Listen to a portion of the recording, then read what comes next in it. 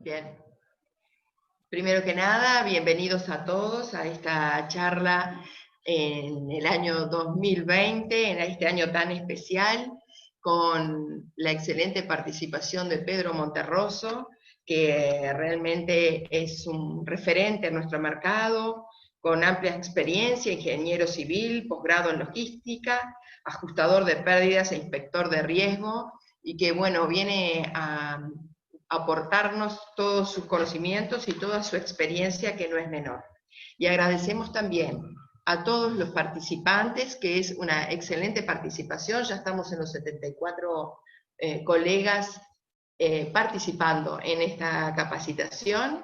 Agradecer también a toda la gente de APROACE, sobre todo a Laura, que nos ha ayudado en todo esto, a la Comisión de Comunicación, que nos ha habilitado para toda la parte técnica y que ha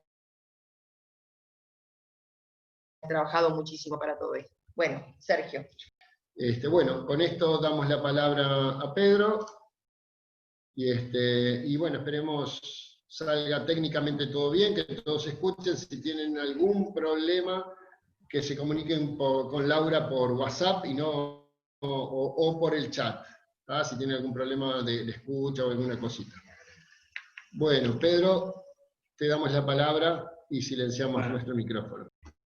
Bueno, buen día, muchas gracias. La verdad es que me sorprendió el nivel de convocatoria que tuve. No sé si es por mí o porque generalmente ustedes tienen esa convocatoria.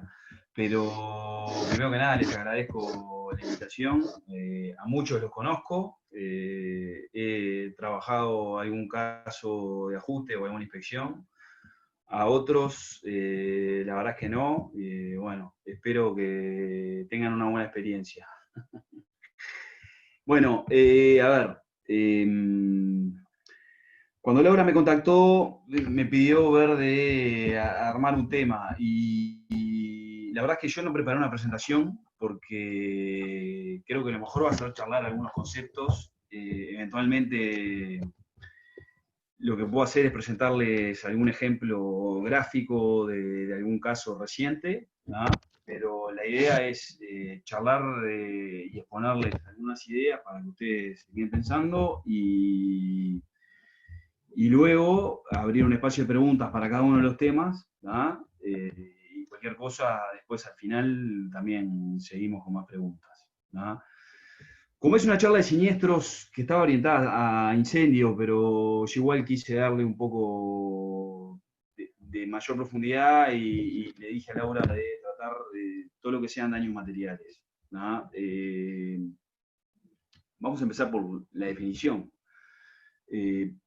Para que haya un siniestro, ¿no? Tiene que haber un daño, ¿no? Tiene que haber una ocurrencia, tiene que haber un daño. Después se verá si está cubierto o no está cubierto por la póliza, pero tiene que haber un daño. En las pólizas, siempre se menciona, en las pólizas sobre todo riesgo, que tiene que ser súbito, imprevisto y accidental. Y acá voy a algo importante que es la definición de daño. La definición de daño implica una ocurrencia, ¿no? Tiene que haber una fecha de siniestro, tiene que haber un momento de siniestro.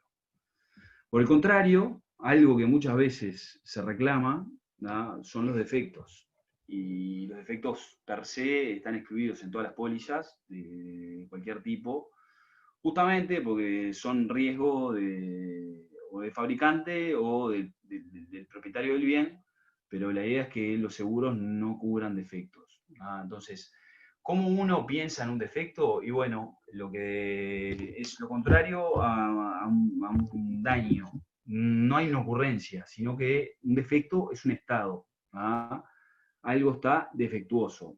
Pongámoslo más gráfico. Algo está oxidado, algo está corroído, algo está con la pintura en mal estado. Eso, ¿no? No puede ser reclamado bajo un seguro. Distinto es que por un siniestro, ¿no? Algunos objetos queden corroídos, degradados en su pintura, en su brillo, en su color, rayados, abollados, no sé. Pero siempre a consecuencia de un daño O sea, hubo un daño que generó determinadas consecuencias que en algunos objetos pueden manifestarse como un defecto. El defecto debería ser parte de la cobertura, ¿no? Porque hay un daño que fue lo que lo generó.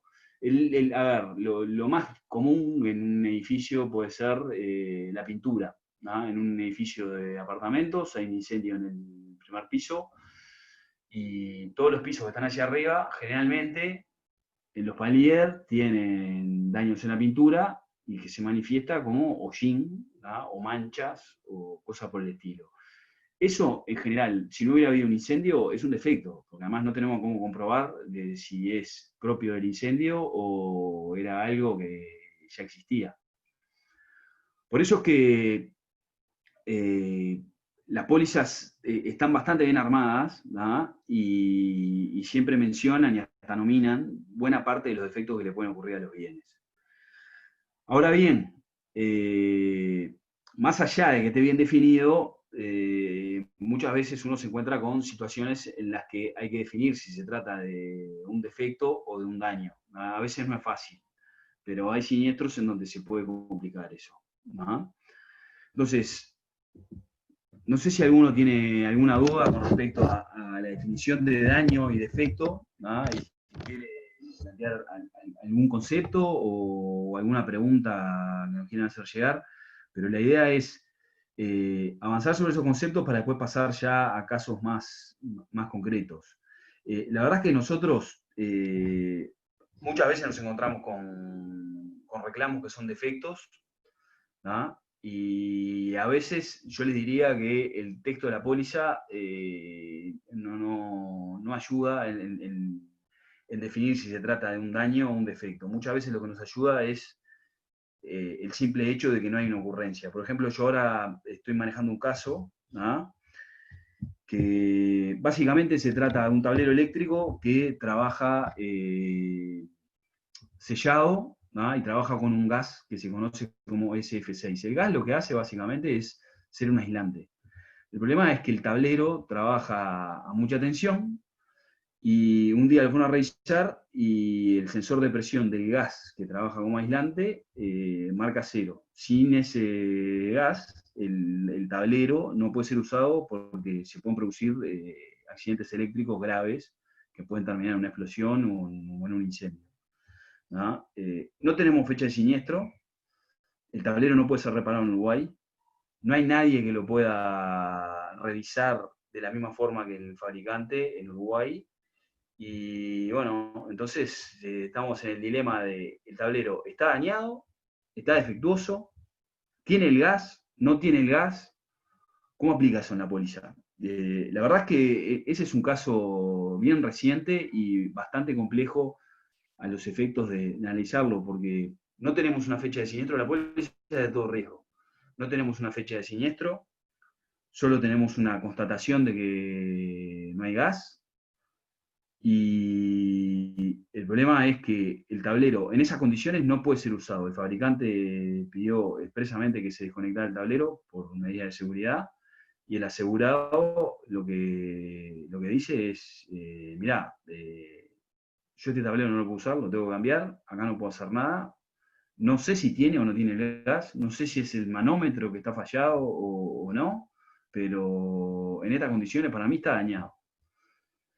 Y bueno, aparte, lo primero que nos dice es, y en un argumento que muchas veces usan los asegurados, mirá, yo lo cambié para evitar un daño mayor para el asegurador. ¿Ah? Ese es otro tema que está relacionado con los defectos. Muchas veces se reclama el defecto, ¿ah? En el cual el asegurado está obligado a repararlo para justamente evitar un daño mayor. Y el asegurado en eso está obligado porque tiene que actuar diligentemente, pero muchas veces ese costo es importante y lo que hace es tratar de trasladárselo del asegurador porque le está evitando un daño aún mayor si no lo hubiera hecho. Eso se trata bastante con algunas cláusulas, ¿no? Pero es un dilema que no está resuelto todavía y sobre todo ocurre mucho en las pólizas de construcción, ¿no? Pero la verdad es que yo les dejo ese tema planteado para que lo piensen, porque no es menor la situación. es un defecto para mí, pero no, hay una consulta ahí que dice si estoy hablando de una póliza de autorreconstrucción. No, estoy hablando de una póliza de operación. Es un tablero que hace 7 años que está instalado. Pero lo importante ahí es quedarse con el dilema de lo que ocurre, ¿no? ¿Cómo definimos defectuoso en esos casos, cuando no tenemos una ocurrencia? Y bueno, da para pensar mucho. Si quieren después lo vemos un poco más en detalle el caso y les cuento bien. Dicho lo anterior, ¿no? Algo importante en relación al daño, ¿no? o al defecto es que hay que definir cuál es la causa, ¿no? ¿Por qué? Porque las pólizas cubren riesgos y los riesgos están asociados a las causas. Entonces, es muy importante definir cuál es la causa, ¿no? Y acá es un tema bastante interesante que va a dar para hablar. Sí, de seguir usando, si produciese una explosión, se cubriría el siniestro. Sí, eso está claro. Había una consulta en el chat, ¿no?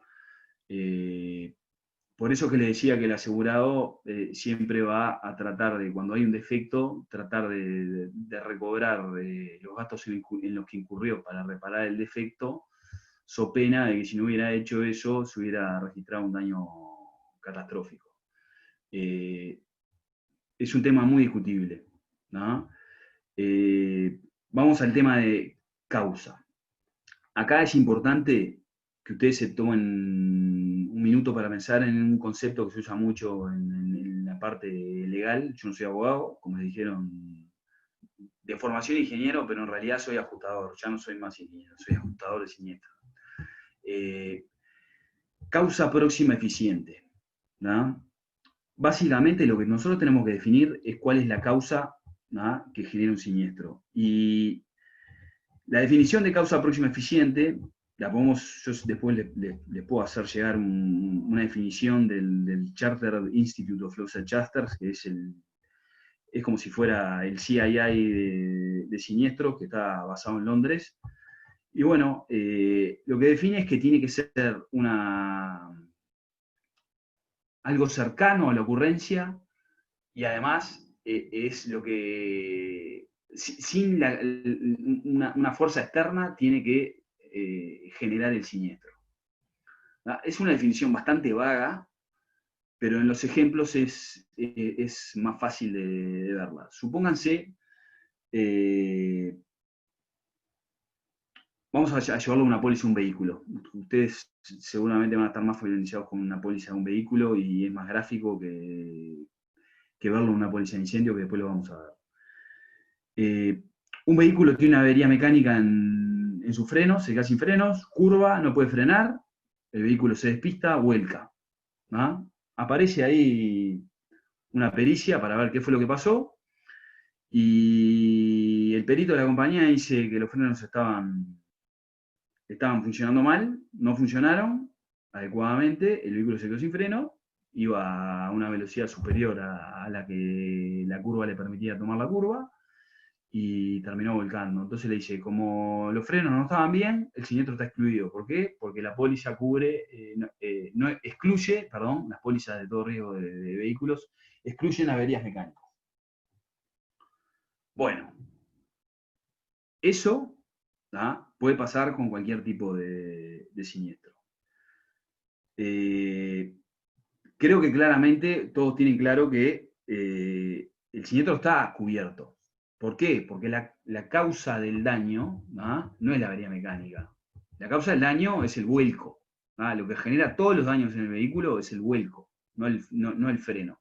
En todo caso, lo que se puede excluir es la reparación del freno. ¿Por qué? Porque el freno ya tenía una condición defectuosa, y si la máquina, la póliza no cubre avería maquinaria, no tiene sentido cubrir algo que estaba defectuoso. Entonces, lleven ese caso a cualquier otro tipo de siniestro. Supónganse un incendio en un depósito. Empieza el incendio en el depósito, hay mercadería que no está afectada, que se puede sacar, se la saca hacia afuera, ¿ah? Para que no sea dañada por la temperatura, el hollín o las llamas propias. Y el problema es que empieza a llover. Yo la saqué afuera, empieza a llover, la mercadería se moja y no sirve para nada. Viene el ajustador y le dice, bueno, sobre la mercadería que se quemó, no hay problema, está cubierto, tenemos que hacer ajuste, hay que definir cuál es el valor, ver si hay infraseguro o no hay infraseguro. La mercadería que sacaron para afuera, no, porque la póliza no cubre daños por precipitaciones. ¿No?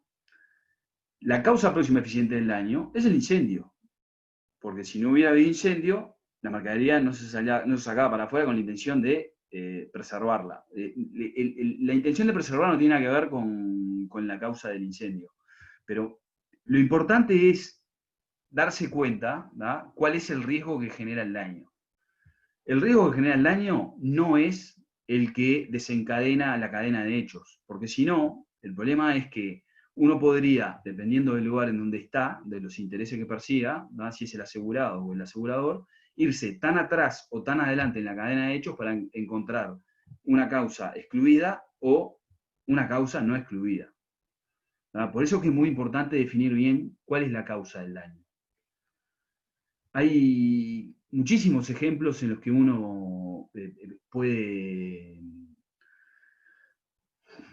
Yo les puedo contar muchos, no los quiero aburrir, pero les puedo contar muchos en los que he discutido con reaseguradores y con aseguradores, básicamente porque ellos buscan una exclusión en la cadena de hechos que ocurrieron de acuerdo a los intereses que tienen. Por ejemplo, una vez tuve una grúa en Nueva Palmira, que la pluma de la grúa colapsó, ¿no?, y cayó sobre un barco. Le generó daños al barco. Básicamente, la pluma colapsó porque funcionaba con cabrestantes de acero, con lingas de acero que se enrollaban y se desenrollaban, y uno de los cabrestantes falló. Uno de los, es como si fuera un reel, ¿no?, es un rodillo que va recogiendo, un malacate. Uno de esos falló por una avería mecánica en una de las piezas de un guardacabo, ¿no? Uno de los reaseguradores decía que el siniestro estaba excluido porque había habido una avería mecánica, la máquina había tenido una avería mecánica. Y yo lo que le expliqué fue que el daño en la grúa era el colapso de la grúa. Siempre uno va a encontrar una falla en algún material para determinar que se trata de una avería mecánica o una avería eléctrica. Pero justamente lo que no se puede hacer es catalogar a todo el siniestro, ¿no?, por lo que inició la cadena de hechos. Muchos incendios son generados por una avería eléctrica. Muchos incendios son generados por una avería eléctrica. Y no son excluidos, más allá de que las averías eléctricas están excluidas en las pólizas de incendio. Por eso es que es súper importante, ¿no?, siempre tratar de definir cuál es la causa próxima eficiente del daño. Siempre es muy importante definir eso. Si no tenemos definido eso, el siniestro no podemos catalogarlo como cubierto o no cubierto, no podemos definir si se trata de un daño o un defecto, ¿no? Porque una avería de máquina puede ser un daño, pero principalmente hay una falla previa a que haya una falla, un daño final. Siempre hay una falla o un defecto previo al daño, ¿no? Entonces, las averías mecánicas y eléctricas siempre están precedidas de un fallo y un defecto, ¿no? Por ejemplo, en un cable es la pérdida de la aislación del cable, ¿no? En instalaciones industriales se mide la aislación de los cables, pero en instalaciones domiciliarias no. Y puede pasar que un cable, ¿no?, pierda aislación y eso genere un accidente eléctrico en una casa. Y después de ese accidente eléctrico hay un incendio. Pero a nadie se le ocurre decir, porque les parece que es bastante trivial, ¿no?, e intuitivo, definir que un incendio por un accidente eléctrico está excluido. Pero créanme que eso va a depender de cómo se vea el daño y lo que piense alguien que está del lado del asegurador. Del lado del cliente muchas veces también pasa que usan las causas no próximas eficientes para definirla como causa del daño. Y bueno, lo que hay que es ordenar esas ideas, sentarse y charlar sobre cuál es la causa para definir bien, ¿no?, cuál es la que aplica en ese caso. No sé si tienen alguna consulta. Ahí Diego Roche pregunta, pero si la falla es por falta de mantenimiento. Y bueno, a ver, Diego, yo hace 15 años que estoy en esto y que ajusto van a ser más de 10.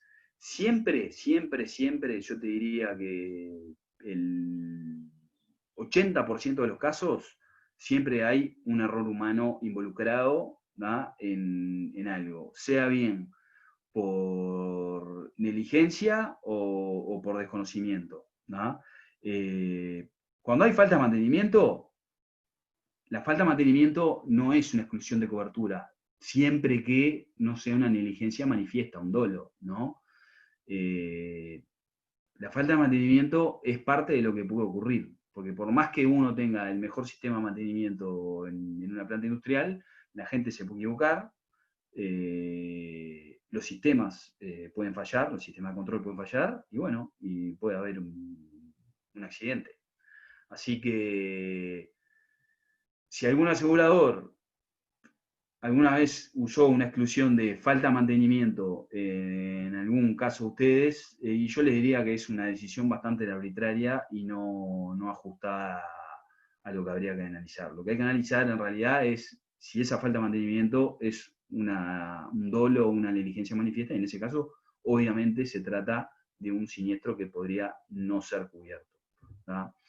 Llevémoslo eso a algo más terrenal, a algo más tangible. A ver,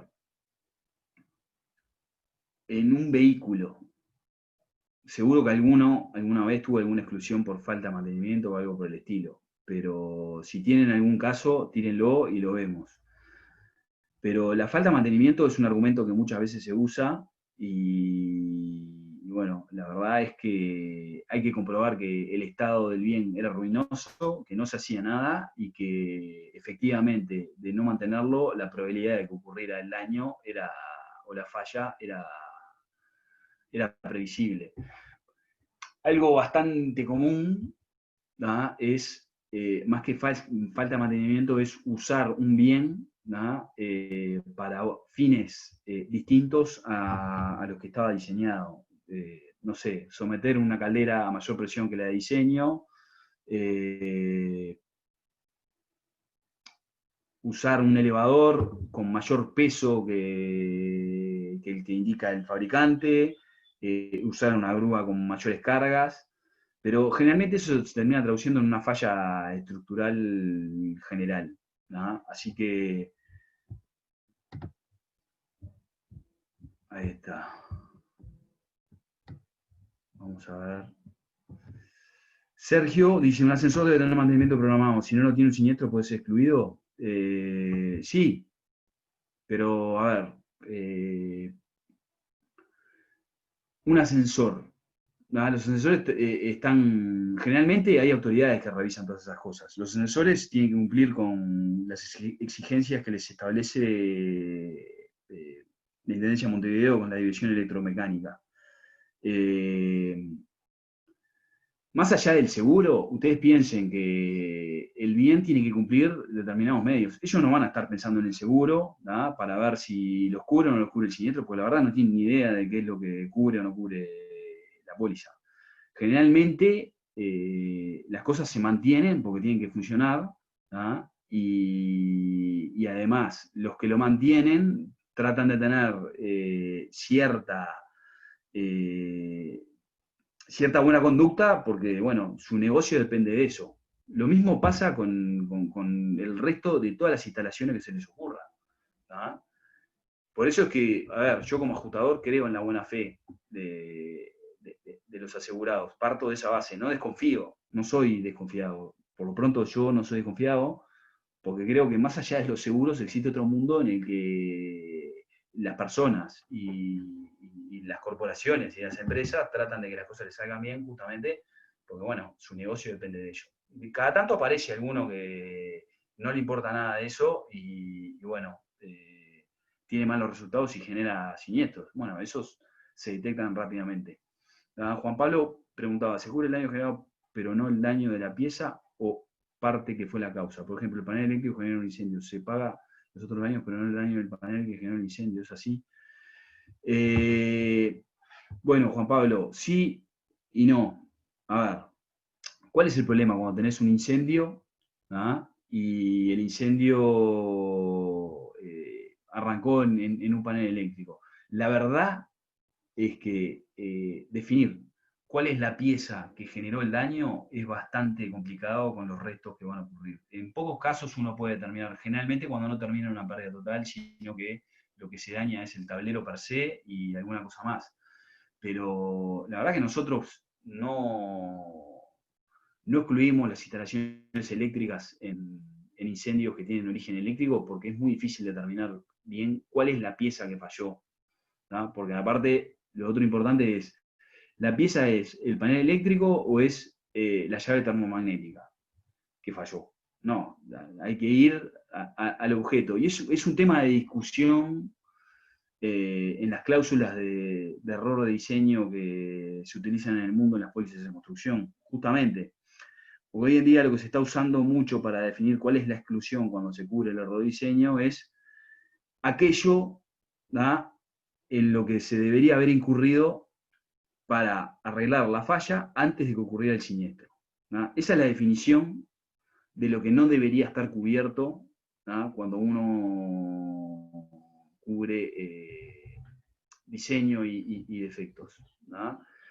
Básicamente lo que quiere cubrir es la consecuencia. Entonces, para definir la consecuencia, los aseguradores y ajustadores de Londres lo que definieron son las cláusulas London Engineering Group, que básicamente se llaman Leg 1, Leg 2 y Leg 3. Eso lo pueden buscar en Google, yo les puedo dejar después el link, y definieron la exclusión en función de los gastos en los que se debería haber incurrido para reparar el defecto antes de que ocurriera el siniestro, ¿no? Eso, llevarlo a la práctica muchas veces es difícil porque hay que hacer un peritaje que puede ser tanto o más costoso que el ajuste que hagamos nosotros y bueno, no es fácil determinarlo con veracidad. Yo estoy liquidando un caso muy importante que hubo en el 2018, que es un incendio en un aerogenerador, ¿no?, que fue una pérdida total, un aerogenerador muy grande de 3 megavatios de potencia, es un siniestro de varios millones de dólares, y bueno, hubo un accidente eléctrico adentro del generador y no está resuelto todavía cómo se va a definir. Pero esas cláusulas y lo que tú mencionás aplican a esos casos, porque hubo una falla previo al incendio, ¿no? Se logró determinar con cierta veracidad cuál fue el componente que falló, y bueno, en los hechos, si no tuviera una cláusula de cobertura, de error de diseño o de defectos, ¿no?, ese bien debería ser excluido. ¿Por qué? Porque estaba defectuoso previo al incendio. Pero en los hechos, ¿no?, esos bienes tienen tan poco valor con respecto a la pérdida total que existió, que en los hechos no terminan siendo considerados en el ajuste. Pero sí es importante definirlo para el tema de la cobertura y ver el tema de daño, defecto y causa próxima eficiente, ¿no? No sé si tienen alguna duda con respecto a lo de causa y defecto, ¿no? Si no, yo les diría de pasar justamente al tema de las exclusiones, ¿no?, y la carga de la prueba, dependiendo del tipo de póliza que sea, que está relacionado con lo anterior. En los mercados aseguradores de todos lados tenemos pólizas de riesgos nominados, ¿no?, las de incendio, que son base flexa, como las conocen en el mercado inglés, y las cláusulas de todo riesgo, que todo riesgo es un nombre es un nombre complicado, porque si bien es todo riesgo, en realidad debería ser una póliza de cláusula de exclusiones, no de todo riesgo, porque no es una póliza de todo riesgo. La póliza de todo riesgo cubre justamente todo lo que no está excluido, ¿no? El daño material solo cubre lo que está nominado. Entonces, cuando uno define la causa próxima eficiente en la póliza de todo riesgo, tiene que ver si esa causa, ¿no?, está cubierta por las nominaciones. En las pólizas de todo riesgo, lo que tiene que ver es si esa causa próxima eficiente no está excluida por la póliza, ¿no? Funciona de manera distinta. La carga de la prueba en la póliza de incendio la tiene el asegurado, y en la otra, el que tiene que definir que el siniestro no está cubierto o está excluido es el asegurador, ¿no? La compañía de seguros tiene que definir que esa causa está excluida por la póliza. Por eso es muy importante el tema de la causa próxima eficiente. Es muy importante. Por más que sea intuitivo, hay que pensarlo. ¿Por qué? Porque no es menor el tema, y la verdad es que en muchos casos se presta para que existan confusiones importantes, ¿no? Que pueden tener consecuencias muy, muy, muy, muy, muy importantes. Ahora yo tengo un caso bastante particular, que es una máquina, ¿no? Que se incendió, pero el incendio no arrancó en la máquina, ¿no? El incendio arrancó, es un bulldozer, ¿no? De un contratista que trabaja más que nada haciendo limpieza de campo. Y esas limpiezas incluyen hacer quemas controladas, ¿no? En este caso, estaba haciendo una quema controlada en un campo bastante alejado de otro en donde estaba trabajando con el bulldozer. ¿Y qué pasó? Fue uno de estos días, vieron que hacía mucho tiempo que no llovía, no me acuerdo qué día llovió, pero en agosto no había llovido todavía, había una muy baja humedad ambiente y el campo está bastante seco. Y bueno, hicieron la quema controlada, el viento cambió de dirección y se puso en una dirección distinta a la que ellos habían manejado, se les descontroló y nunca pensaron que iba a atravesar el fuego, iba a atravesar una distancia muy importante, y terminó atrapando al maquinista en la máquina, en el sector donde estaban trabajando, y la máquina de pérdida total, se prendió fuego. Bueno, ¿qué les parece a ustedes?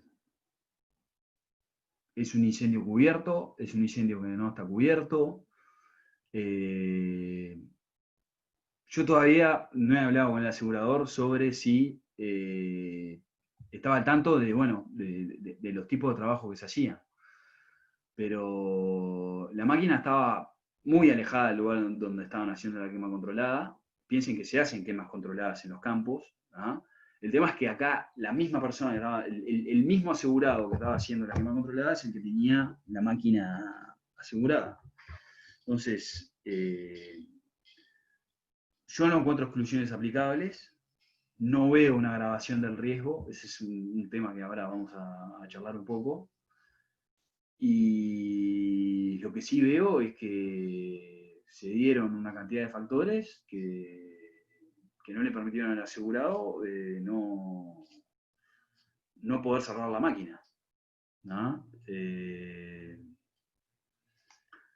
Atravesó los cortafuegos, la máquina tenía una cobertura de todo riesgo. Pero más allá de eso, el tema es que pasaron una cantidad de cosas que complican, ¿verdad? Y ponen en tela de cobertura de siniestro. Si yo les cuento así al gerente de siniestros de la compañía, le van a decir, no, está excluido. Y bueno, vamos a ver por qué está excluido. Si es una póliza de todo riesgo, tenemos que definir cuál es la exclusión, ¿no? Porque creo que el problema básicamente es que el que hizo la quema es el propio asegurado. Y la distancia, y yo te diría que, Guillermo, la distancia era de más de 500, 700 metros, ¿no? Entre ese potrero y el potrero que se quemó.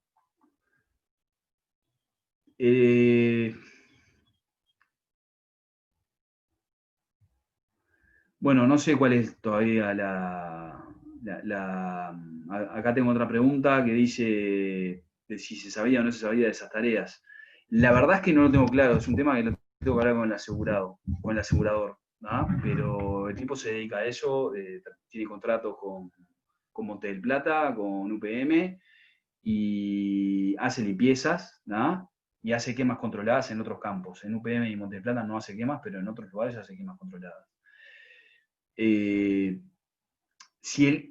Piensen, más allá de que estuviera declarado o no, si el incendio lo hubiera generado un vecino sobre el cual este hombre no puede hacer nada, nadie diría que el siniestro no está cubierto. Todo lo contrario. Todos diríamos que el siniestro tiene cobertura porque se cubre el riesgo de incendio y el culpable es el vecino que perdió el control del fuego que estaba haciendo. ¿Ah? Entonces,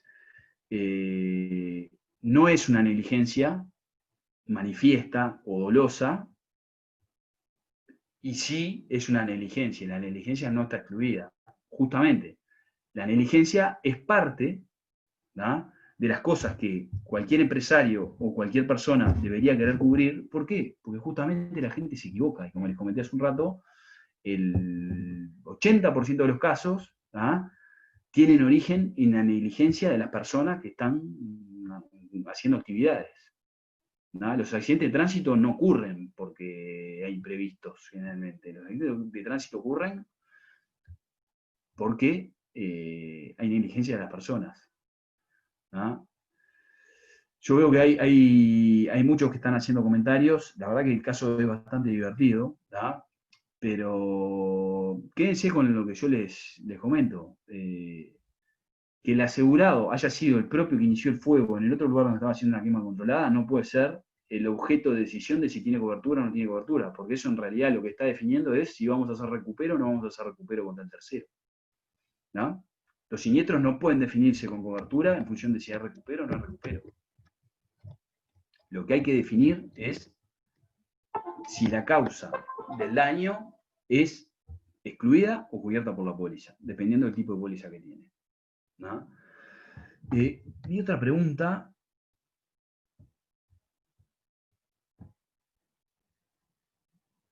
Bien. Hay una pregunta de Juan Redmi. ¿Qué opinas de alteración de corriente en planta de silos o estación de servicio? ¿Cómo se verifica si es rayo directo o no? Si no tiene la adicional alteración de corriente, ¿marcha? Bueno, hoy este es un capítulo que podríamos hablar una hora entera de este tema. Las pólizas en riesgos nominados solo cubren impacto directo de rayo, ¿no? Hay un problema con eso, que muchas veces no se puede comprobar. ¿Por qué? Y bueno, porque muchas veces el propio riesgo, ¿tá?, tiene un pararrayo. Y el pararrayo está diseñado justamente para conducir la descarga de forma controlada, ¿no? Entonces, muchas veces tenemos siniestros en donde impacta un rayo en el pararrayo, no hay contador de rayos en el pararrayo, pero impacta el rayo en el pararrayo, genera un campo electromagnético y quema una cantidad de objetos que trabajan a baja tensión.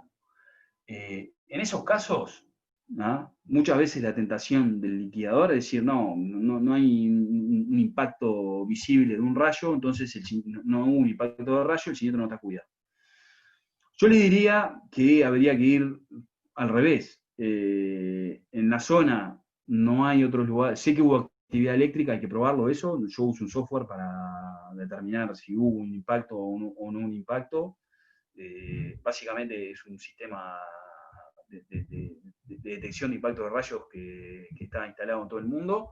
Uno se puede asociar, paga un informe y pone la fecha y se fija a ver geográficamente dónde fueron los impactos. Tiene cierto error de georreferenciación, pero para lo que uno le sirve para definir, mira, acá hubo tremenda tormenta eléctrica y si hay pararrayo es probable que el rayo haya caído ahí y haya generado el daño. No tenemos cómo decirle que no lo ha asegurado. Distinto es si no tiene pararrayo. Ahí ya tenemos otro problema. Habría que ir al software y ver, ¿no?, si el rayo impactó en el lugar, tratar de encontrar el lugar del impacto, o si impactó en otro lado y lo que se generó también es el mismo campo electromagnético que generó sobretensiones y dañó equipamiento electrónico que trabaja en baja tensión. No es un tema fácil de resolver, ¿no? Hay que analizar una cantidad de temas. Pero bueno, si quieren lo vemos un poco más en detalle. Yo les diría no avanzar mucho más sobre ese tema porque si no es un tema muy espeso y ya les digo, no siempre se llega a la misma conclusión, ¿no? Con respecto a las exclusiones que estábamos charlando, bueno, la exclusión de agravamiento del riesgo o de reticencia en la información que entrega el asegurado al asegurador es una de las más importantes, ¿verdad? Pero también es bastante complicada. ¿Por qué? Porque muchas veces el asegurado es inspeccionado o no es inspeccionado, pero le toman el riesgo así y le dicen, mirá, yo me dedico a esto. Y eso a lo que se dedica incluye alguna actividad peligrosa que capaz que el asegurador no percibió y bueno, queda en una situación bastante compleja en caso de un siniestro, ¿no? Bueno, yo tengo un caso bastante complejo, ¿no? Que todos lo conocen, en el que yo actué en el ajuste del edificio por el Banco de Seguros. ¿Se acuerdan que hace unos años, próximo a fin de año, hubo un incendio en un depósito de fuegos artificiales, ¿no? Que murieron 4 personas? La verdad que fue el siniestro en el que participé que hubo tantas muertes, ¿no? Nunca había participado en un caso así. Fue bastante traumático eso, porque aparte inclusive cuando llegué al lugar, el ambiente no era el mejor, había casi la misma cantidad de policías que hay en un partido de 2 equipos chicos de fútbol, porque bueno, todos los vecinos de la zona donde trabajaban las personas que murieron, la verdad que estaban, es entendible, estaban con tristeza, rabia, ansias de venganza y una cantidad de cosas más, en un momento muy temprano del caso, ¿no? La verdad es que el depósito, ¿no? tenía la habilitación del Servicio de Material de Armamento del Ejército, que es la autoridad que maneja todos los temas de explosivos en Uruguay. ¿No? No tenía habilitación de bomberos el lugar, la habían tramitado en algún momento, pero bueno, tenían algunos problemas para la habilitación de bomberos, de acuerdo a las normas de bomberos locales. El tema es que las condiciones en las que se trabajaba ahí, creo que no eran adecuadas para los materiales con los cuales se manejaban. No, y en eso no estoy, bueno, los propietarios de la empresa creo que están presos, y el tema, la causa del incendio no se determinó del todo. Lo que sí se sabía que estaban trabajando, se trabajaba a puerta cerrada, y lo que había que hacer en el caso de que ellos hacían clasificaciones y sacaban los productos que podían estar en mal estado y perdían pólvora, habían barridos, ¿no? Y el lugar no tenía instalación eléctrica, pero parece que había un cargador de un teléfono, ¿no? Estaba la instalación del sistema de alarma contra hurto, ¿no? Pero no tenía luminarias, no había tomacorrientes. En eso estaba bastante bien el lugar, pero se había que hacer barridos y para barrer, ¿no? Lo que se había establecido que había que humedecer el piso, ¿no? El tema es que no sabemos si lo humedecieron o no humedecieron, si estaban con un celular adentro. La cuestión es que empezó puede haber habido un pequeño arco eléctrico, puede haber habido estática en un ambiente explosivo, y eso generó un incendio y una explosión que fue nefasta, ¿no? Cuando a nosotros nos pasaron el caso y vimos las inspecciones y las habilitaciones que tenía el asegurado, ¿no? Desde el momento que el asegurador sabía que ahí se manejaban explosivos y fuegos artificiales, está claro que saben que puede haber manipulación. ¿Por qué? Porque cualquier empresa que importa algo y lo almacena en un lugar, lo mueve del lugar, lo saca de las cajas, clasifica a ver qué es lo que está dañado y qué es lo que no está dañado. Eso está implícito en la tarea de lo que se hace. Entonces, era imposible, ¿no? Desde nuestro punto de vista, que se alegara que ahí se hacían manipulaciones que no se les había avisado al asegurador. ¿No? Está claro que cuando uno va a un depósito sabe que las cosas se rompen, porque las van a cargar y se rompen, porque vienen de origen rotas y hay que clasificarlas, y es parte de lo que sucede en un depósito, de la mercadería que sea, ¿no? Entonces, como había manipulaciones, había pérdida de pólvora, y podía haber pólvora en el piso y pólvora en el ambiente. Entonces, tarde o temprano, con esas condiciones de seguridad, la capacitación que tenían los empleados y la carga de explosivos que había ahí, podía llegar a ocurrir lo que ocurrió, ¿no? Entonces, por esa razón, no deja de ser un siniestro cubierto, porque básicamente uno ya tenía que estar al tanto de qué era lo que ocurría. ¿No? Que me digan, mirá, nosotros nunca fuimos cuando estaban haciendo manipulaciones. Bueno, no fuiste cuando estaban haciendo manipulaciones, fuiste en otro momento y lo viste en otro momento. Pero eso es parte de lo que se hace en el lugar, ¿no? Entonces, las cláusulas de agravamiento del riesgo son cláusulas que a veces pueden generar problemas, ¿no? Lo importante es interpretarlas adecuadamente y, bueno, acá no hay ningún asegurador, pero los aseguradores tienen que ser conscientes de que cuando toman un riesgo, si no lo inspeccionan, ellos, ¿no? Tienen que ser conscientes de lo que están asegurando, ¿no? Y no, el día del siniestro decían, no, pero eso no está cubierto porque eso no sabíamos que lo hacían. No funciona de esa manera. De mi punto de vista, no funciona de esa manera, ¿no?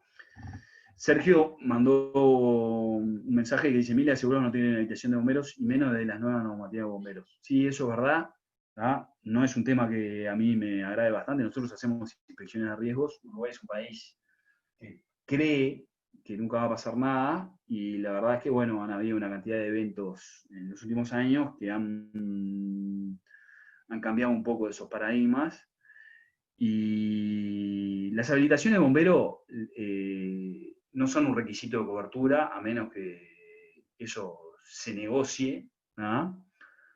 Pero tampoco las habilitaciones de bombero representan una exclusión de cobertura del tipo agravamiento, ¿no?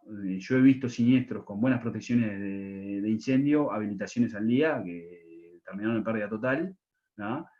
Y básicamente radica en que, bueno, el siniestro no fue identificado a tiempo y la brigada propia de incendios que había en la planta fue incapaz de poder atacar el accidente que se les presentó.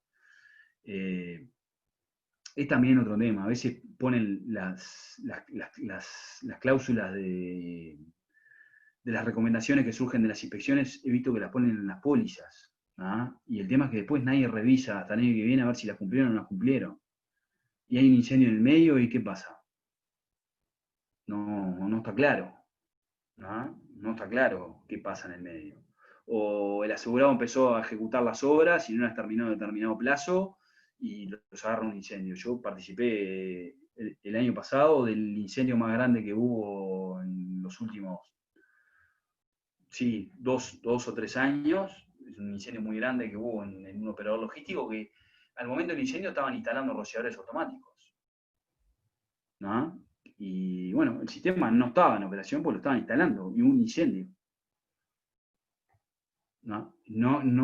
En ese caso no había exigencias en la póliza, pero si hubiera habido exigencias en la póliza, no estaban determinados los plazos en los cuales había que finalizar las obras. ¿Qué pasaba? Porque en un siniestro de $10.000 no hay problema, pero si les vengo y les presento un caso así de $20 millones, se complica. Siempre las complicaciones generalmente vienen de la mano del tamaño del importe de la pérdida, ¿no? Pero unas son las exclusiones generales que tiene la póliza y otras son las que a veces ponen, ¿tá?, como exclusiones o condiciones de cobertura que hay que tener cuidado. Por ejemplo, hay una exclusión del banco de seguros, que es en la póliza de todo riesgo, que es bastante interesante, que dice que se encuentran excluidos los bienes que se encuentran a la intemperie, ¿no? Entonces, supónganse que ustedes están asegurando una automotora, ¿no? O un dealer de autos o un importador de autos, y tiene 2.000 vehículos en una playa de estacionamiento y tiene esa exclusión. Y viene granizo y el granizo no está excluido. El siniestro es de $1 millón. esa cláusula la verdad que no es nada feliz. En realidad, lo que debería decir es bienes muebles que no estén diseñados, ¿tá?, para estar en el exterior, no bienes muebles que se encuentren a la intemperie. O viene, el granizo no, pasa un tornado. ¿Ah? Hay veces que hay que leer bien las pólizas, ver cómo aplica al riesgo en el que ustedes como asesores están trabajando y ver si esa cláusula es adecuada o no, si hay que hacer alguna aclaración o no. Porque dice que las pólizas están estandarizadas de alguna manera, tienen muchas cosas que son buenas, pero pueden tener otras que pueden ser malas para los intereses de otros asegurados. ¿Ah? Joaquín de Armas pregunta, hay compañías que no se interesan por inspeccionar, generalmente porque no consideran que el capital es muy alto, pero luego suceden estas cosas, las exclusiones de cobertura, etc. ¿Por qué no inspeccionan? Bueno, Joaquín, a ver, sí pasa, va a pasar cada vez más, porque las compañías van a inspeccionar cada vez menos. Cuanto más masivos sean los seguros, menos van a inspeccionar las compañías. Antes inspeccionaban todos los autos. Creo que ahora no sé quién inspecciona autos. Es la ley de los grandes números. Ellos tienen esa política, pasa por un tema de reducción de costos, pasa por un tema también de hacer las cosas, las operaciones más ágiles. Nosotros hacíamos muchas inspecciones para algunas compañías, la verdad que ahora cada vez hacemos menos. Y bueno, el tema de las inspecciones es tremendo. En las casas pasa mucho, sobre todo con el sistema de alarma. La verdad, yo te diría que es un tema que cada vez va a ser menos problemático porque los aseguradores van a empezar a asumir los problemas de no inspeccionar como parte del riesgo de no inspeccionar. Lo que tienen que evaluar es la ecuación de cuánto me salen los siniestros dudosos por no inspeccionar contra si tuvieran que inspeccionar todo. Pasa un poco por ahí. Pero sí, lo que comentás es así y va a pasar cada vez más. Por aparte, yo tengo una visión de las compañías de seguros que, bueno, ustedes también están inmersos en una gran revolución de lo que es el corretaje, pero yo lo que sí creo es que las compañías de seguros van a dejar de tener suscriptores y lo que o tantos suscriptores, y lo que van a tener van a ser automatismos y algoritmos que van a definir los siniestros masivos si le dan cobertura o no le dan cobertura a algo, y después alguien que maneje las carteras y alguien que inspeccione los grandes riesgos y ya le diga en qué condiciones lo tienen que tomar, pero no van a tener tanto know-how técnico porque se están transformando más que nada en compañías financieras, más que nada. En la parte de grandes riesgos, bueno, eso funciona un poco distinto, ahí tenés que tener a alguien que piense un poco más, pero en lo que abunda en Uruguay, yo creo que el negocio a la larga va a cambiar un poco. La verdad es que va a cambiar bastante. No sé si tienen alguna duda más sobre el tema de exclusiones, si hay alguna exclusión que... A ver, Daniel Castellano me está mandando. En las coberturas globales, sobre todo riesgo de maquinarias, cuando éstas sufren algún hurto parcial o total, estando sin vigilancia, ¿excluyen el siniestro? ¿Está bien ser excluidos? Bueno, Daniel, tocaste un tema interesante. En la maquinaria, a ver, estoy pensando, las pólizas del Banco de Seguros cubren los hurtos parciales. Hay otras pólizas que no cubren los hurtos parciales, y cubren hurto de bulto entero. La verdad es que yo nunca tuve un siniestro de hurto de bulto entero en una máquina, sí tuve muchos hurtos parciales. ¿Por qué? Porque, bueno, hay muchas máquinas que hay en Uruguay, agrícolas y equipos de contratista, no sé, retroexcavadoras, bulldozers, palas, excavadoras, que a veces es difícil conseguir repuestos. Y entonces lo que hay es un mercado negro de repuestos o mecánicos que necesitan un repuesto y salen a buscarlo en una máquina que saben que hay por ahí. Pasa mucho con la maquinaria agrícola en todo lo que es la parte de automatismos, en bombas de gasoil, bombas hidráulicas, filtros, ¿no? Las cajas ECU, que son las computadoras de las máquinas. Esas cosas se hurtan bastante seguido. Y bueno, se hurtan también piezas de motores de pibón de riego. Hay muchos hurtos parciales de maquinaria, pero en realidad ese riesgo que hay que cubrir. Lo que pasa es que hay algunas pólizas que no están ayornadas, que dicen hurto bulto entero. Eso es un tema que tienen que definirlo con la compañía de seguros. Yo he tenido casos de hurtos parciales y se cubren, ¿no? No hay por qué no cubrirlo. Cada tanto hay hurtos. Así que me parece que es un tema que se lo tiene que trasladar a los aseguradores. El banco seguro los cubre, el resto depende de las coberturas. Pero además hay que definir cuál es el bulto entero, la máquina entera, la pieza. También ni siquiera es un tema que está definido en las pólizas, ¿no? Yo les diría que traten de analizar eso cada vez que contraten una cobertura que incluya hurto en maquinaria que esté a la intemperie, ¿no? Porque es un tema recurrente y en Uruguay hay hurtos. Se roban las baterías, se roban los fluidos, ¿no? Así que bueno. Les propongo, si no tienen otra duda, pasar a el tema de infraseguro. El infraseguro en Uruguay es bastante común. Yo les diría que en una medición así general, en Uruguay debe haber por lo menos un 20% de infraseguro en el promedio de los riesgos. Hay riesgos que están bien asegurados, hay riesgos que no están bien asegurados, ¿tá? Hoy en día eso debe haber bajado por la apreciación del dólar, ¿tá? Y se ve siempre mitigado. Cuando sube el dólar, ese riesgo baja. Cuando el dólar baja de valor, ese riesgo de infraseguro aumenta notoriamente, ¿no?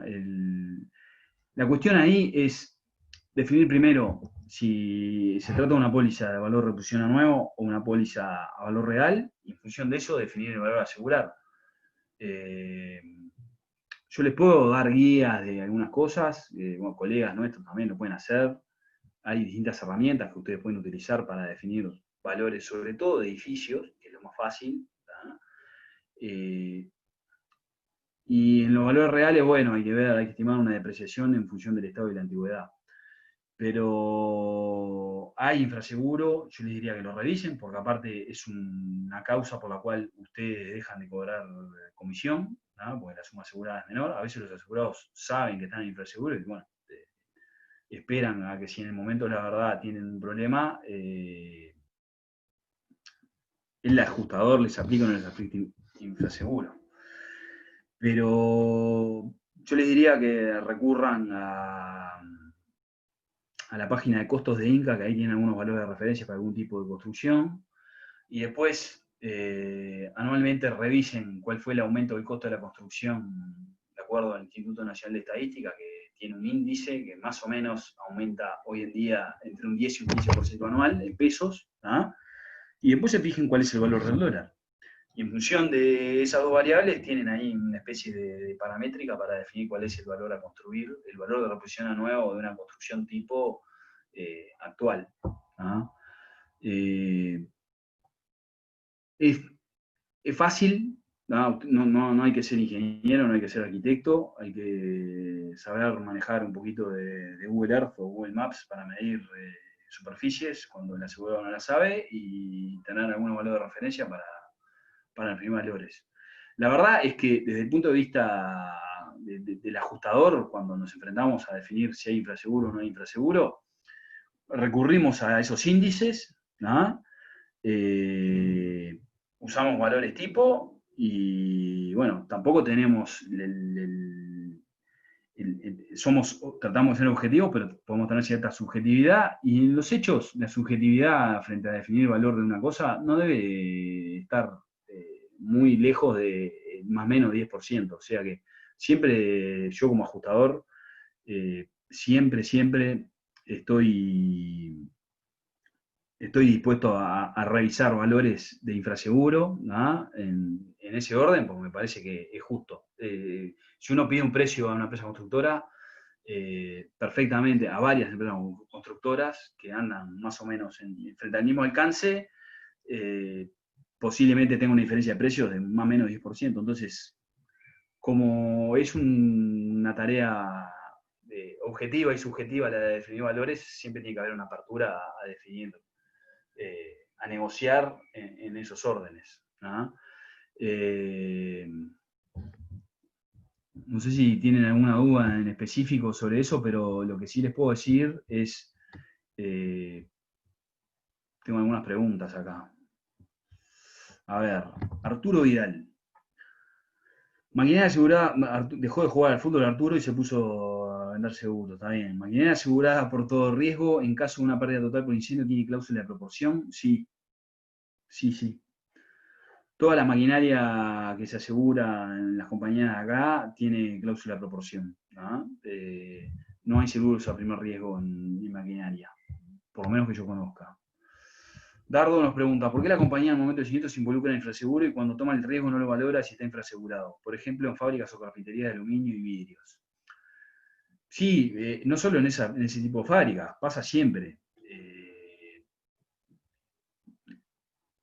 ¿Por qué no se involucra? Y bueno, yo creo que es porque no es el cometido de ellos y porque lo que no quieren es embretarse con un valor y perder la oportunidad en un siniestro de decirte que te equivocaste.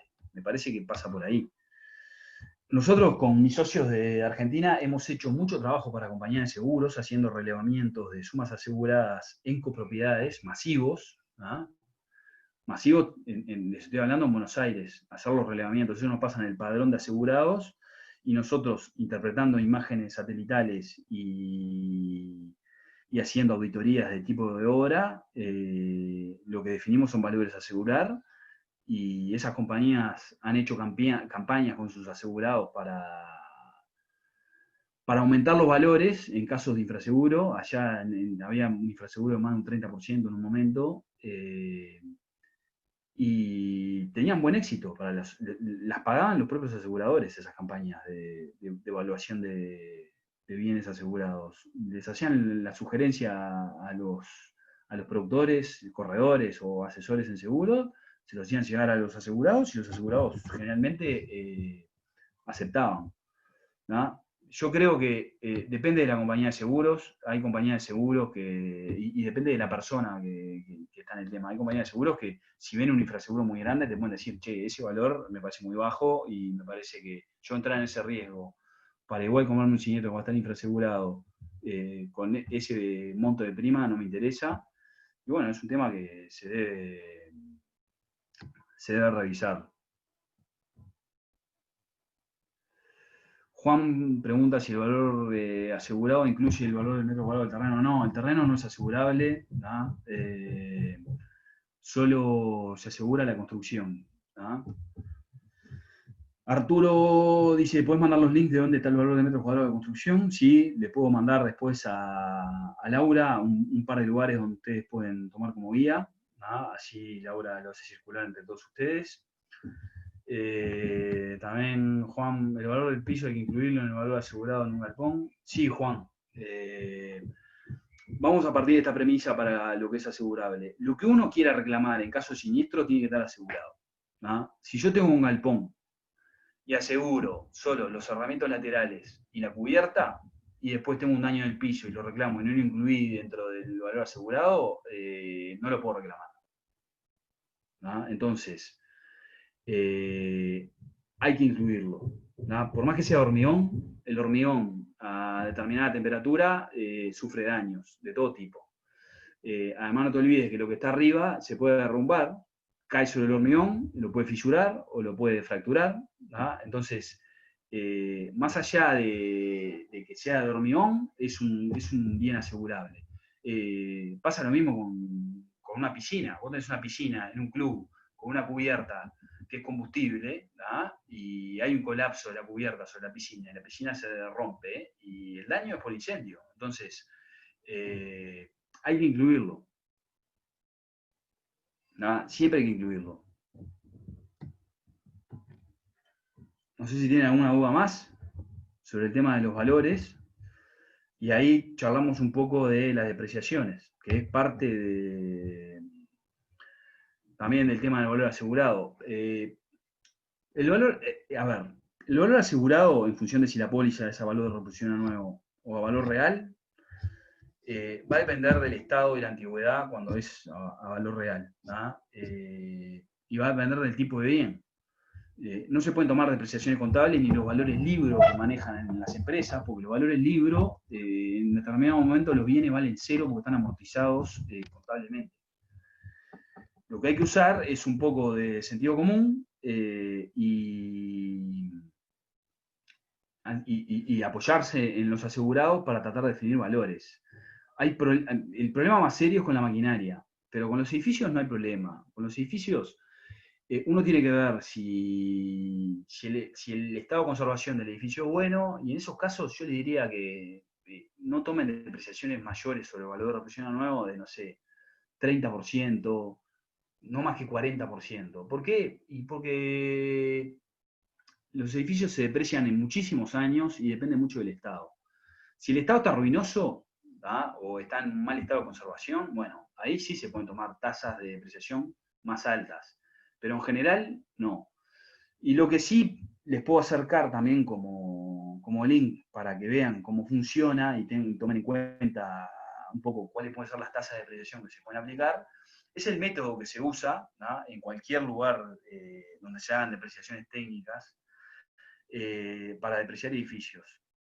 Y es un método que básicamente define 8 estados de conservación y tiene una cantidad de años de uso.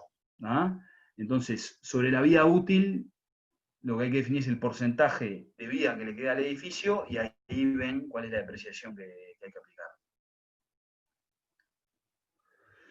Hay algunas preguntas. Pilar pregunta, ¿una vivienda asegurada en 250.000 y vale 500.000? Si se quema toda, ¿le pagan los 250? Sí. Exactamente. En el infraseguro lo que sucede es, la póliza lo que establece es que el asegurado es su propio asegurador por la porción no asegurada. En el caso que pone Pilar, hay una vivienda, miren el chat si quieren, hay una vivienda que está asegurada en 250 y tiene un valor, vamos a tratarlo de valor de reposición nuevo, valor de reposición de 500.000. Si se quema toda, el asegurado pagó prima por 250.000, es pérdida total, le van a pagar los 250.000. Los otros 250.000 que tiene que poner el asegurado para construirlo, es a riesgo de él. ¿Por qué? Porque no los aseguró. Ahora bien, si es una pérdida parcial, en vez de ser 250.000 la pérdida, son 100.000, funciona de la misma manera. El problema es que, en este caso, el asegurado va a pagar 50 en lugar de los 100 de la pérdida parcial. Los otros 50 los va a tener que pagar el asegurado. Juan Pablo pregunta, ¿está mal si decimos que la ecuación es vida útil del bien sobre la antigüedad actual? Y bueno, Juan Pablo, es más o menos un poquito, no está ni mal ni bien, es algo aproximado. El tema es que no es proporcional. Si yo tengo un bien que tiene una vida útil teórica de 10 años y tiene 5, no le puedo aplicar una depreciación de 50%. ¿Por qué? Porque seguramente la vida útil va a ser más de 10, y va a ser, no sé, 12, 13 años, y además está bien conservado, y no puedas tomar ese 50%. Entonces, en los hechos vas a estar en ese 20%. ¿Qué te digo? En la maquinaria es bastante complicado. En la maquinaria, justamente, supónganse, no sé, una retroexcavadora. Son máquinas que tienen una vida útil en Estados Unidos de 12.000 horas, 15.000 horas. En Estados Unidos una máquina con esa cantidad de horas vale cero ya, casi. En Uruguay vale mucho dinero. Entonces, hay máquinas forestales que yo las he visto y están trabajando con 26.000 horas de funcionamiento. y están trabajando bien, y se queman, y la máquina nueva vale $400.000, y una máquina de esas la terminamos evaluando en $100.000, que es un valor de mercado. Ahí es cuando hay objetos, no como los edificios, que hay que ir a los valores de mercado, es como en los autos. Hay que ir a valor de mercado y encontrar dónde hay un mercado de ese bien y tratar de definirlo en Uruguay, ese mercado. Entonces, me encantaría poder extenderme sobre el tema, pero la verdad es que las situaciones son bastante dispares. En edificios, yo les voy a pasar el link a la tabla de depreciación, ¿no? Y en maquinaria, la intuición de usar vida útil y antigüedad para definir la depreciación no está mal, pero en realidad hay que ir a un valor menor a ese porque, bueno, porque las vidas útiles se estiran y porque los mantenimientos hacen, y el estado de conservación de los bienes hacen que esa vida útil se estire, ¿no? Jorge pregunta, ¿qué sucede en la liquidación en caso de incendio cuando un edificio de viviendas está infrasegurado y a su vez hay apartamentos que tienen seguro a primer riesgo? ¡Fua! Bueno, Jorge, tendría que plantear un ejemplo escrito. Va a estar grabada la charla, así que tomen nota de lo que les voy a decir. Cuando tenemos un incendio en un edificio de viviendas, ¿tá? Y hay otro seguro cubriendo uno o más apartamentos, lo que se hace es, para definir el infraseguro del edificio, de los espacios comunes, se toma básicamente el valor asegurado del seguro del edificio. ¿Tá? En las unidades, lo que se toma es cuál es la cuota parte de la suma asegurada de la póliza del edificio que corresponde a esa unidad. Eso es en función.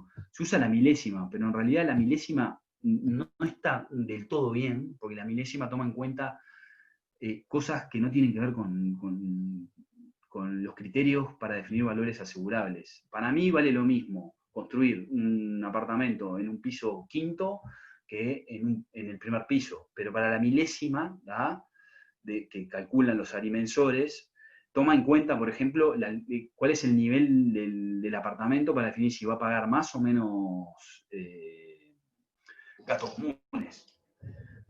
Entonces, tomemos la milésima como la cuota parte que corresponde al seguro. Entonces, suponete que vos tenés un edificio de $1 millón asegurado y tenés una milésima de 5 para esa unidad.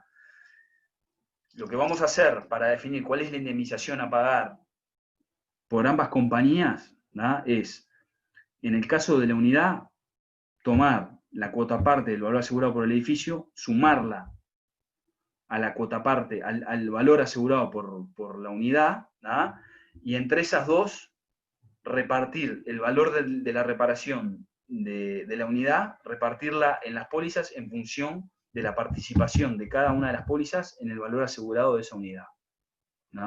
Yo después le hago llegar a Laura una planilla en Excel con ese caso, porque es bastante interesante lo que planteás. Es un tema recurrente en el que ocurre muchas veces en copropiedades.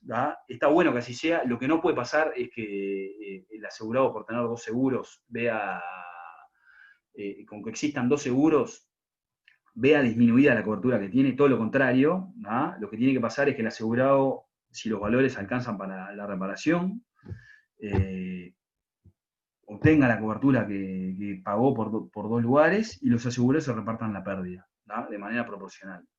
No importa si es a primer riesgo, si es a valor total, lo que importa es que cada uno participe en la medida que aseguró el bien. Pero les armo una planilla con un caso, así les queda más claro cómo sería en ese caso.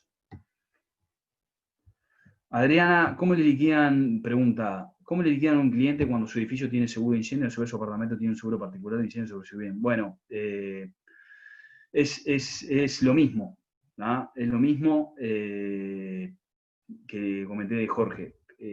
Hay que definir cuál es la cuota parte del seguro de la copropiedad que afecta a esa unidad, y con esos 2 seguros, en función de la medida en que participan esos 2 seguros en el total asegurado, se reparte la pérdida. Esa es la manera que nosotros entendemos que hay que hacerlo. no hay un seguro específico que actúa antes que el otro, no. Todos se ven beneficiados, ¿no? El asegurado por tener mayor cobertura en caso de que alguna de las pólizas tenga infraseguro o no alcance, en caso que sea una póliza de primer riesgo, no alcance a cubrir los daños que sufrió, y los aseguradores se ven beneficiados porque tienen menos cobertura que asumir, ¿no? Juan Pablo, perfecto. César. Daniel Castellano pregunta, en equipos médicos, por ejemplo, tomógrafo, rayos X, ¿cómo conviene asegurarlo? ¿Por valor de reposición nuevo? Y bueno, Daniel, yo te diría que en los primeros años sí, y después pases a una cobertura de valor real. Pero es un tema que tenés que hablarlo bien con los asegurados en función de lo que pretenden. ¿Ah? Además, hay bienes que no puedes asegurar a valor de reposición a nuevo, sobre todo cuando es tecnología, porque la tecnología cambia radicalmente y, bueno, la obsolescencia tecnológica te hace tener un valor de reposición a nuevo, tomando el valor histórico que tenías, que no tiene nada que ver con el valor de reposición a nuevo que puedas encontrar ahora. Distinto es que vos vayas actualizando el valor en función de un equipo similar todos los años. Bueno, ese es un tema que tenés que hablarlo con la compañía de seguros. Hay pólizas que están establecidas así, en maquinaria, por ejemplo, que te obligan a que vos asegures el valor de reposición a nuevo, que a mí no me gustan mucho, porque se prestan para el dolo, ¿no? Si yo aseguro el valor de reposición a nuevo y tengo un equipo que ya tiene una antigüedad de 10 años y está para cambiarlo, y bueno, hay alguno que puede decir, lo prendo a fuego, mi póliza me cubre el valor de reposición a nuevo y me pagan uno nuevo. Es para analizarlo, ¿no? No es para mercados como los nuestros. Inclusive muchas veces me pasa con maquinaria que los asegurados fijan una suma asegurada mayor al valor real de la máquina y pretenden cobrar el valor que aseguraron, ¿no? Y el argumento es, yo pagué prima por 120 y la máquina vale 90, porque no vale más que 120, y bueno, el asegurado no puede pagar más que 90, sino sin requisimiento ilícito, va en contra de la legislación del seguro, ¿no? Por eso te digo que hay algunas pólizas de maquinaria, algunos textos de maquinaria que dicen que hay que asegurar el valor a nuevo, aunque te paguen a valor real, que no están buenos. El argumento de esos textos es que lo que te dicen es que, bueno, que las reparaciones parciales siempre se hacen con repuestos nuevos y, bueno, para cubrir eso necesitan tener más volumen de prima. En realidad, eso se arregla con la tasa de prima, no con el valor asegurado, ¿no? Pero es algo que pasaba antes. Me preguntan acá, ¿es común tener lavadoras y secadoras fuera de la vivienda? Al incendiarse el fuego afecta al interior de la vivienda, se excluye el incendio del interior. Para que, César, no entendí la pregunta. ¿Es común tener lavadoras y secadoras fuera de la vivienda y al incendiarse el fuego afecta al interior de la vivienda? ¿Se excluye el incendio del interior? No, no debería excluirse el incendio del interior.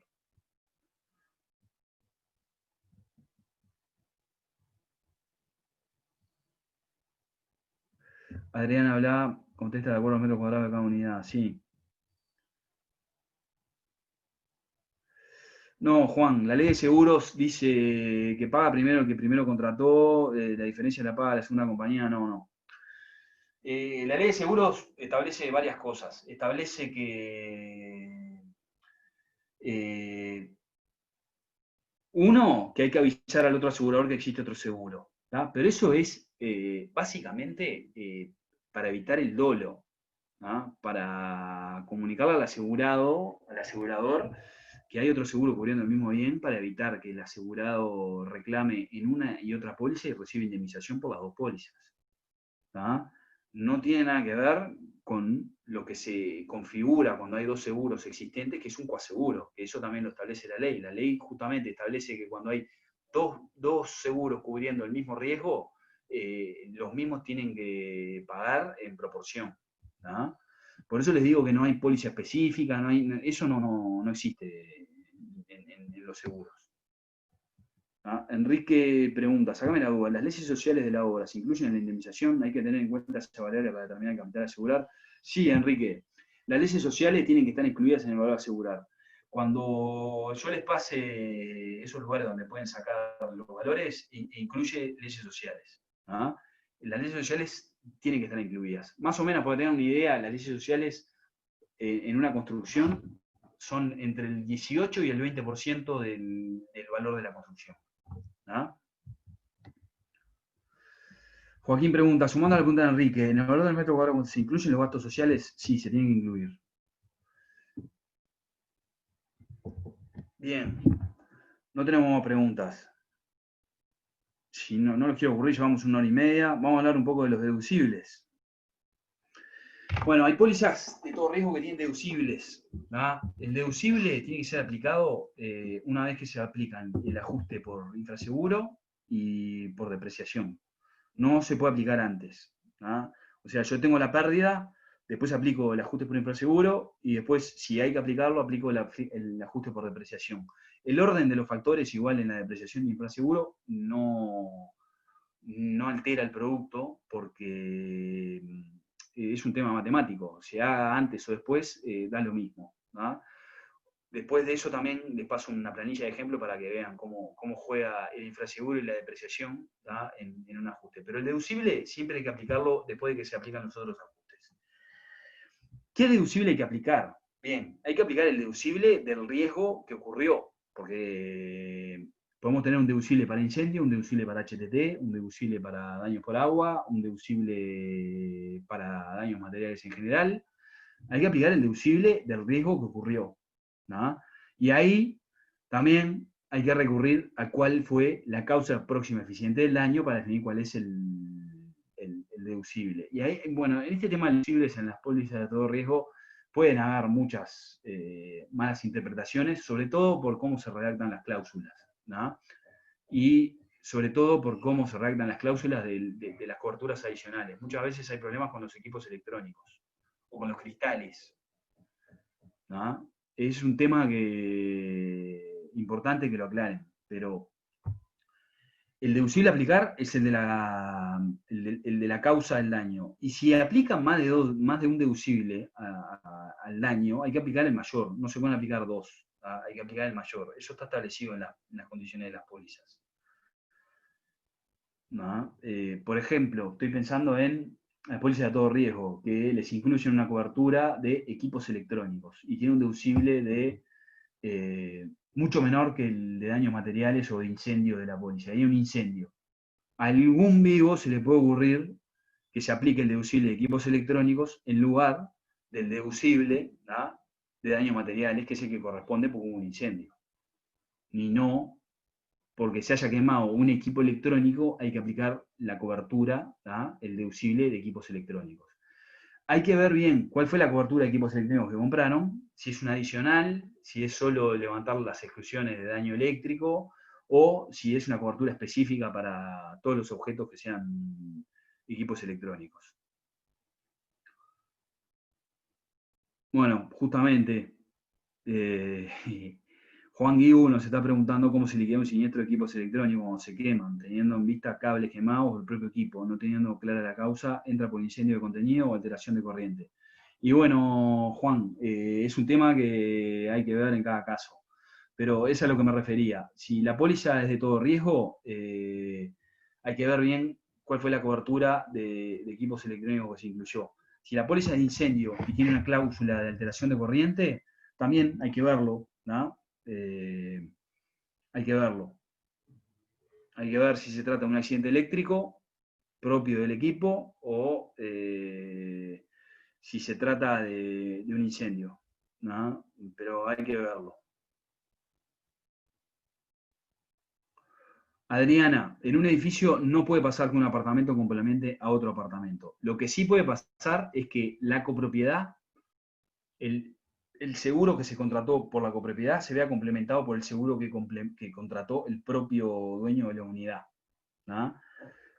Ese análisis se hace unidad a unidad, ¿no? Y no se suma la suma asegurada del seguro que contrató Juan Pérez al edificio, al edificio, no sé, Torres del Puerto, ¿no? Bueno, vamos a pasar a indemnización.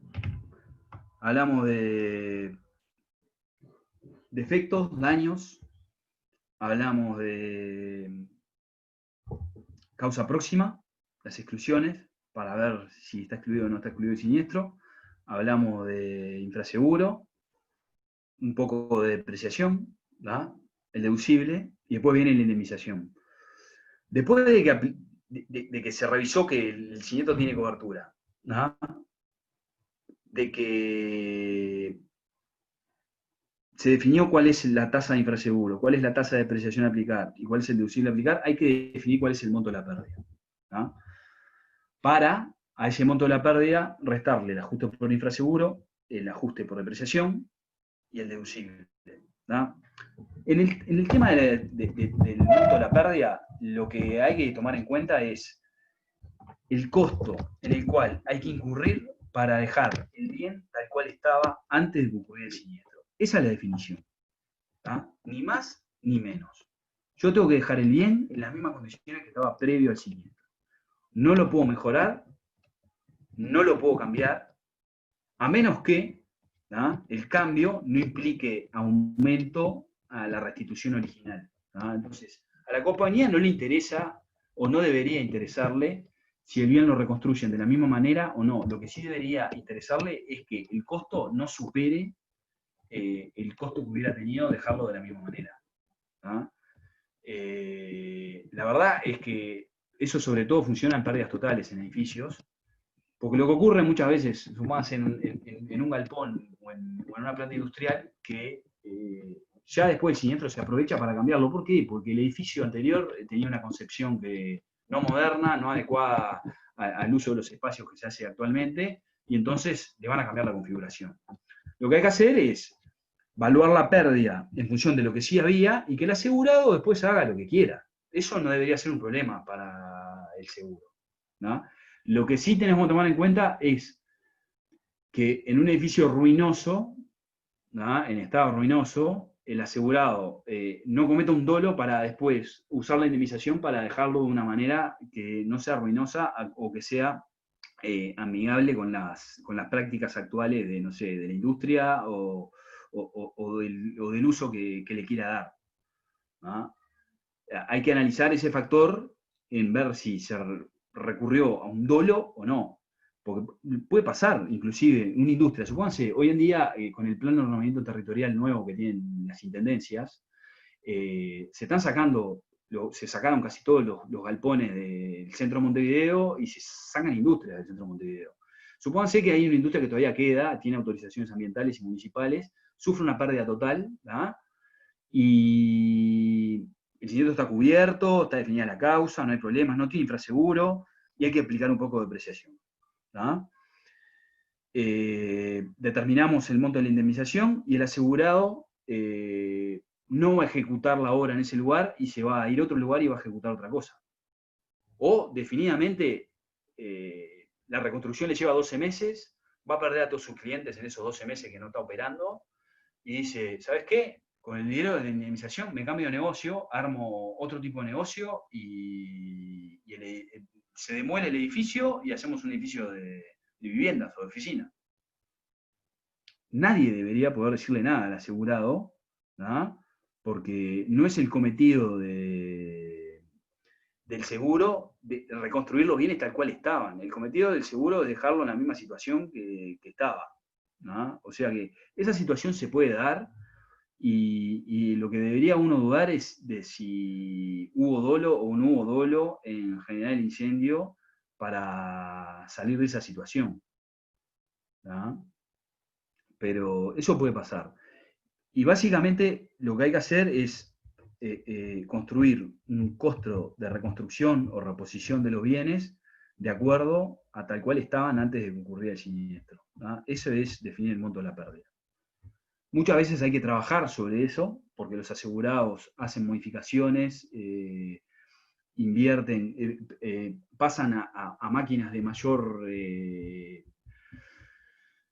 mejores prestaciones o mejor tecnología, entonces se lo puede aceptar, pero hay que hacer ajustes a esa pérdida, ¿da?, previo al resto de los ajustes, que son ajustes por pertinencia o por obsolescencia o por lo que fuera, ¿da?, Pero bueno, hay que trabajar sobre esos temas. Pero el concepto es ese que les mencioné. Arturo me está preguntando, no me quedó claro cómo aplicaste la regla de proporción en el caso de apartamento asegurado por 250, vale 500 y es una pérdida total.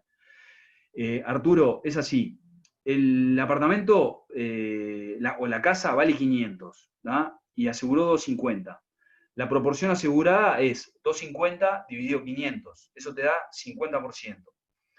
La compañía de seguros, en ese caso, nunca va a pagar más que el 50%. Si es pérdida total, ¿da? La pérdida van a ser 500, va a pagar 250, que es el valor que aseguró. Si es pérdida parcial, ¿da?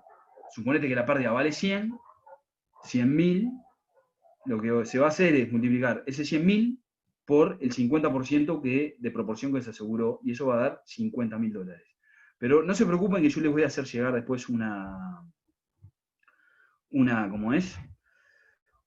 Una planilla en donde ustedes pueden jugar con los valores y ven cuál es el resultado de la indemnización, ¿no? Pedro, bueno, muy, muy bueno. La charla da para rato, muchas dudas. Seguramente podamos hacer otra. Si alguien quiere preguntar algo con micrófono, lo puede hacer. Obviamente que algunas dudas van a quedar y podemos hacer otra charla ampliando algunos de los temas más específicamente. Pedro nos va a mandar también lo que son los links del tema de los valores y el ejemplo del Excel ese que está bien interesante tenerlo. La charla también está grabada, o sea que vamos a compartir el link para que lo puedan ver en otro momento si quieren. Y está bueno también comunicar que estamos ampliando un poco la cobertura de lo que eran las capacitaciones hasta ahora, que a veces, dentro de todo lo malo que tiene el COVID, mucha gente en el interior se ha sumado, que está bueno, y que ya puede quedar también un precedente para adelante también. Así que bueno, yo, Pedro, diría capaz que ir cerrando. No sé si querés comentar algo más. Y bueno, no, quedamos para... ¿Hay alguna duda sobre la existencia de los dos seguros? A ver, cuando hay dos seguros cubriendo el mismo bien, lo que hay que hacer es, y además cuando son dos compañías distintas, que ahí es donde hay cortocircuitos, lo que hay que hacer es sentarse todos en la misma mesa y definir y llegar al acuerdo que les comenté. No sirve de nada tratar de buscar quién fue el culpable o si me lo declaró o no me lo declaró, porque eso no tiene ningún efecto, no debería tener ningún efecto legal en los casos en los que no se compruebe que haya algún tipo de dolo, ¿ah? En definitiva, la ley de seguros es clara al respecto de eso, siempre que se la interprete adecuadamente, pero con ustedes como asesores está bien que pregunten a un asegurado si tiene otro tipo de seguro cubriendo el mismo bien, pero no debería ser definitorio de nada. Al momento del siniestro lo que tiene que pasar es todos los aseguradores que están involucrados deberían participar de la liquidación del seguro proporcionalmente a cómo aseguraron ese bien, nada más. Y lo que hay que ver, que es importante, que a veces tiene alguna repercusión, es cuáles son los deducibles que están involucrados en las pólizas. Ahí sí hay que, el deducible puede tener un peso importante en determinados montos de pérdidas, ¿tá? Y que haga o no participar a un asegurador. Pero en general lo que hay que hacer es juntar a las compañías de seguros, y que los liquidadores intercambien la información que tienen y que lleguen al acuerdo de cuál es la proporción que cada uno debe asegurar. A veces lo que pasa es que, como son compañías distintas y son ajustadores distintos, capaz que hay algún ajustador que dice, no, que pague primero el otro seguro y después cualquier cosa el otro seguro paga. No, eso no funciona. Yo técnicamente no avalo esa práctica porque atenta, ya les digo, contra todos los que están involucrados. Porque hoy es uno, pero mañana puede ser el otro y tenés que cambiar el discurso de acuerdo al lugar en el que estés. Y no funciona de esa manera. El discurso debería ser el mismo siempre. ¿Ah? Entonces, A nosotros nos pasa siempre en copropiedades en donde hay apartamentos que tienen su seguro propio, y también nos pasa en otro tipo de seguros en donde aparecen otras coberturas, ¿tá? Pero debería ser esa la forma de liquidarlo, ¿no? Así que en la información que le voy a pasar a Probase voy a tratar de dedicar un ejemplo también a eso, que sea bien gráfico para que ustedes lo puedan entender. Bueno, impecable, Pedro. Cerramos por acá. Muchísimas gracias. Con la comisión. Este año creamos una comisión capacitación, que la idea es darle un poco más de continuidad al trabajo y pensar para el año que viene también hacer algo un poco más ordenado en módulos, con distintas temáticas. Pero bueno, este año fue medio desordenado por todo este tema, y de acá a fin de año vamos a hacer varias más, así que bueno, ojalá que estés también en alguna otra de aquí a fin de año. Y bueno, agradecemos a todos los que estuvieron presentes. Hay una convocatoria bastante importante. Las que son presenciales acá, entra cierta cantidad de gente, pero esto la verdad que está bueno porque abre un poco más la cancha. Así que bueno, gracias Pedro por haber estado. No, a ustedes, y muchas gracias por la convocatoria. Vamos arriba. Gracias. Hasta luego a todos. Adiós.